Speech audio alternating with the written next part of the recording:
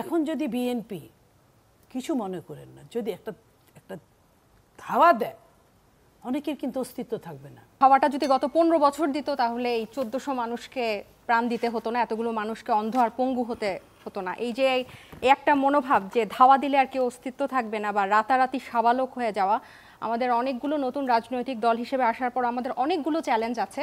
তার মধ্যে এই একটা চ্যালেঞ্জ হচ্ছে এই সম্মানটুকু না পাওয়া এবং খাটো করে দেখা। হ্যাঁ, আপা যে বলেন বিএনপি যদি ধাওয়া দেয় তাহলে অনেকের অস্তিত্ব থাকবে না, আমি আমি বলতে চাই এই ধাওয়াটা যদি গত 15 বছর দিত তাহলে এই 1400 মানুষকে প্রাণ দিতে হতো না, এতগুলো মানুষকে অন্ধ আর পঙ্গু হতে হতো না। এই যে একটা মনোভাব যে ধাওয়া দিলে আর কেউ অস্তিত্ব থাকবে না বা রাতারাতি সাবালক হয়ে যাওয়া, আমাদের অনেকগুলো নতুন রাজনৈতিক দল হিসেবে আসার পর আমাদের অনেকগুলো চ্যালেঞ্জ আছে। তার মধ্যে এই একটা চ্যালেঞ্জ হচ্ছে এই সম্মানটুকু না পাওয়া এবং খাটো করে দেখা।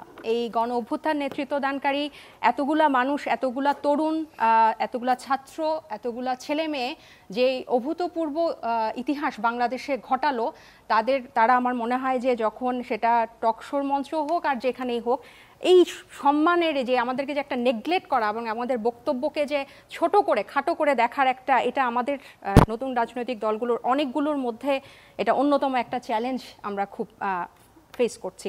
আরেকটা যেটা যে ভাই বললেন ফ্যাসিস্টের থেকেও বেশি কিছু, আসলে এরকম ঘটনা আমরা কিন্তু যেটা সবসময় বলি, সেটা সমন্বয়ক পরিচয় হোক, আমাদের পরিচয় হোক, আমাদের দলের হোক, আমাদের পার্টির হোক, যেইভাবেই হোক, যদি কেউ অপরাধ করে এবং অপরাধ প্রমাণিত হয়, তার আমিও যদি অপরাধ করি আমিও বলবো যে আমাকে গ্রেফতার করেন। এটা কিন্তু আমরা সেই পুরনো রাজনৈতিক সংস্কৃতিতে আর কোনোভাবেই যেতে চাই না।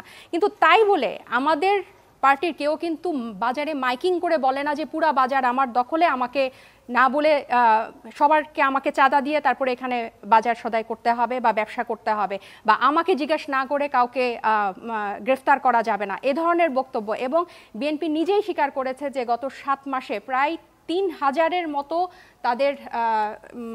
তাদের সদস্যদেরকে বহিষ্কার করতে হয়েছে। সেটা তো মানে এটা ওনারা অনেকটা গর্ব করে বলে, যদিও এটা গর্ব করে বলার মতো একেবারেই বিষয় না।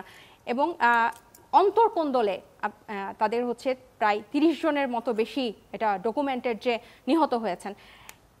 এইসব সেখানে একজন সমন্বয়ক বা একজনকে বিনা ইয়াতে তুলে নিয়ে গেল, অ্যারেস্ট হলো, এটাকে যদি আপনি বলেন যে ফ্যাসিস্টের থেকেও বেশি কিছু, এটা কিন্তু খুব দুর্ভাগ্যজনক একটা বিষয়। ফ্যাসিস্ট কিন্তু গত 15 বছর মানুষের ভোটাধিকার কেড়েছে, মানবাধিকার কেড়েছে, এতগুলা গুম খুন বিচার বহির্ভূত হত্যার মানে কি না করে নাই।